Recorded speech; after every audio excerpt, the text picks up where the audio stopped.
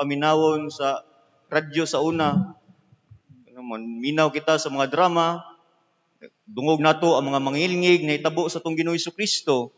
Gitaral siya sa mga tao, kasi nati siya pasakit, gilansang sa krus ug namatay. No? Nasaksihan nato ang kinatibuk ang istorya sa pagpasakit ug kamatayon ni Jesus nga nagpakita sa iyang mapawsanong pagsunod sa atong Dios Amahan, sa kabubuton sa atong Dios Amahan. Iyang gidawat ang tanang kasakitan, mga pasangil, pagpanglutos, pagdagmal, pagpakaulaw, uban pang matang sa mga pagpanglutos kaniya, bisan inosente ug wa siya sala, tungod mao man kini ang dalan diin paingon ng atong kaluwasan. No? Because of his obedience and humility, na sinati nato atong kaluwasan. No, his expression is of his love for us. No? Ang pagpadayag ni Jesus, siyang gugma para kanato, mao iyang pagpakamatay diya sa krus. O kini, kung naghatag kanato kaluwasan, aron kita masinati nato ang gingharian sa langit. Yes, no, I know, inatong pagtuo nato isip mga Kristiyano, no, lisod sabton, hard to decipher and understand our faith and doctrine is because usa ka Dios nagpakamatay, nagpakatao, purely a mystery. Nung nanaong gunyog maayo, hindi na nato lantawon sa atong pagtuo. Tanaw to, may mo kita mga kritik sa atong pagtuo isip Kristiyano. Imagine, nung isa ka Dios nagpakatao, nibuhi kauban ka nato, no, anak sa karpintero, pagkauman nagantos, namatay, apan si katulok adlaw nabuhi. Umo kini no, makita nato no misteryo gid kayo ang atong pagtuo. Apan bisan pa nini, bisan sa misteryo sa atong pagtuo, pagka misteryo sa atong pagtuo, nagpromise ang atong Ginoong Kristo nga kinsa katong motuo kaniya makatagamtam o kinabuhing walay katapusan. Yes, we have questions. We question about our faith, and this is a continuous question just sa atong pagtuo isip mga Kristiyano. Balik-balik nga pagpangutana sa atong kaugalingon, nganong ingon ani man ang atong Dios, nganong ingon ana man niyang kinabuhi, nganong napakatao man siya, o nganong namatay man siya, o nganong magpakamatay man siya para kanato. Why Christ need to suffer for us? O nganong kinahanglan pa mudanak niyang dugo para kanatong tanan. Wa mo ka pangutana na. Pwede naman ta majiko ni Kristo na maluwas kita. Pasayloon natong sala diretso. Kung anong kinahanglan pa niya mudanak ang dugo. Ang tubag, it's because in the Old Testament, it was prophesied that a Messiah must experience death. A Messias kinahanglan mamatay para sa kaluwasan sa kalibutan. So that His blood will wash away the sins of the world. And His death will redeem the whole world from the darkness of sin. Umo kini punto mga igsuon, why Christ need to suffer, why Christ need to experience death to fulfill the scripture, ang kasulatan, ng usa ka Dios magpakamatay para kanatong tanan. No, ang tradisyon sa mga Hudiyo nga pagsakripisyo sa walay buling or walay tatsa or unblemished lamb or unblemished cow, no, as peace offering every time a person asks for forgiveness, kaniadto manggod. Kung gusto ka magumpisal, mga ipasaylo sa Ginoo, maghatag ka peace offering. Sulod ka simbahan, sulod ka sa templo, dadon tay mong baka or karnero, dadto patyon, gulgulo ng liog, tapos pikason, dadto ipadanak yang dugo, dadto sa altar. No, grabe kang ngilngig, madugoon, nga papangayo, upasaylo dadto sa Ginoo. Muna, no, kung naminaw kita sa mga niagi previous gospels, di ba, giabog ni Jesus ang katong mga namaligya, mga karnero, mga kalapati, is because negosyo man budto. Gimo nilang baligyaanan ng simbahan. Kung palit kag hayop dadto, may kuan. Balik-balik na lang ang kwarta. Moto yang i-oppose na katong sitwasyon dadto sa templo. Umo kana maigsuon, nawa na ipadanak na dugo para sa atong kaluwasan, apan ang iyang dugo mo ipadanak para kanatong tanan. Umo kini misteryo sa atong pagtuo isip mga Kristiyano. No, di na kita kinahanglan magbitbit, mga karnero, baka aron ipadanak ang dugo dadto sa simbahan sa templo. Siguro kung nabuhi kita kaniadto, Karon mga ikag pasaylo, piso piring, sakit kay imong buot, nakasala ka, na magdala gyud kag kuan gyud, karniro, or baka, or kanding, yung diripat yun.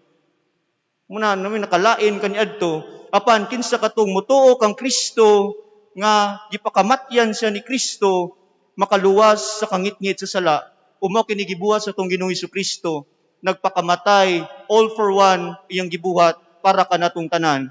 Because of His humility and obedience, na sinati nato ang atong kaluwasan. Now, my dear brothers and sisters, ang pangutana, kumusta man atong pagtuo? Kumusta man atong humility, pagpaubos, o pagtuman sa kabubuton sa Dios para sa atong kinabuhi? Umo kini dakong hagit para kanato kanunay, samtang buhi pa kita. Yes, I know, no, it's very difficult to obey, especially these rules karon, protocols, and also become humble. Muna, mga lisod kaayo nga buhaton sa itong kinabuhi. It's easy to say, papaubos lang, igugmaay mong isikataw, igugmaay mong kaaway, madahan, igugmaon mong kaaway, kayo ka, lami kay kulatahon, lami kay patyon, nga nam yung itong tendency. But as Christians, mo kinigihangyo sa itong Ginoong Kristo na mapaubos kita. You know, it's hard to do it, lisod buhaton, apan mo kini kanunay na hagit para kanato. Saman si Kristo na paubos, gituman sa kabubuton sa tong Dios Amahan, kita usab busundog aron masinati nato ang kaluwasan. Mo kini punto sa tong pagtuo. Mo kini punto nga gasimba kita kanunay. Nakita dinhi nagsaulog ni Santos na Misa is because gusto kita may langit, gusto kita maluwas. Nothing else. Mura man Kung nabit-bit-bit mo paluwa din Kung naman mo din mo kini punto sa tong Ginoong Kristo na kita magkaiusa, kitang tanan maluwas, kitang tanan may langit. Di niya gusto kitang tanan mapuyo dito sa kalayo sa impierno. Umo kini ang gibuhat, gipakamatyan kita niya. Tanawa tong Ginoong Kristo nagbitay sa krus. Munay tinuod nagugma, anda mo sakripisyo para siyang hinigugma. Unlike karon, gamayng away sa pamilya, gamayng panagbikil, na. Magbungol dayon, patas anay o garbo. Mo kini nga nitabo sa tong kalibutan karon, nakinahanglan natong bag-uhon.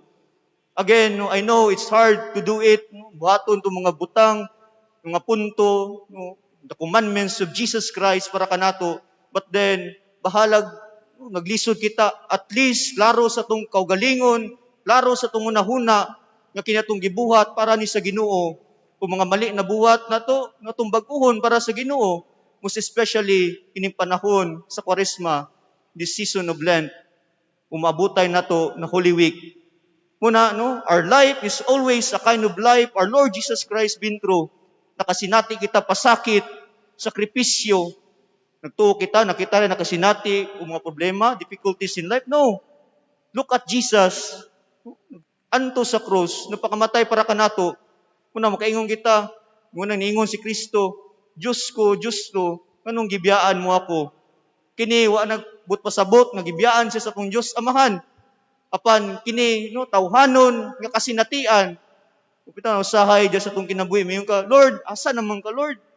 But dili but pasabot, nag-question na itong Ginoo, na wala na kitang paglaon. Apan, ang punto ni mugawas yun itong pagkatawhanon, question.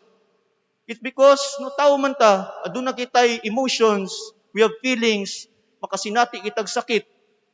Umo kini na sinati po sa itong Ginoong Kristo, way gilansang siya sa krus. Nakasinati siya sakit, tungod siya pagkatawhanon, apan nasayod siya nga sa katapusang adlaw, in the third day, human sa tulo ka adlaw, mabuhi siya, ug adunay kaluwasan para kanatong tanan. Umo kini punto po sa itong kinabuhi, isip mga Kristiyano, bisan pa man sa mga problema na ato nayaguman karon, mga kalisod na itong masinati, di kita mawala paglaom. Kung klaro ka nato, kung adunay Ginoo, adunay Kristo sa itong kinabuhi, mahadlok man ka. Kutob sa nay kinabuhi, adunay paglaom. Mo kini kanunay natong timanan sa itong kinabuhi, dili kita mawalaan no paglaom.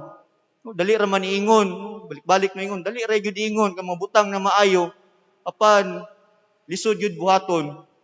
Mo kini hagit kanato kanunay nga hagit kanato. we experience the pain, suffering, and difficulties, but because of our faith, we always hope. Padayon kita nagalaom, ug tanang mga kasakitan, nasayo kita mulabay lang, ug kini mga butanga, lamas lang sa tong kinabuhi. No? Ang mga problema, kabahin lang sa tong kinabuhi. In order, no, mind you, my dear brothers and sisters, like our Lord Jesus Christ, in order to experience the glory of resurrection, we're going first, no? Going to experience first the crucifixion. Umokin niya itong kinabuhi. Di na to mabati ang kaymayaan. Di na to masinati unsa kalami ang magmaya kung di kita makasinati o pasakit. Amen. Palihog manindog.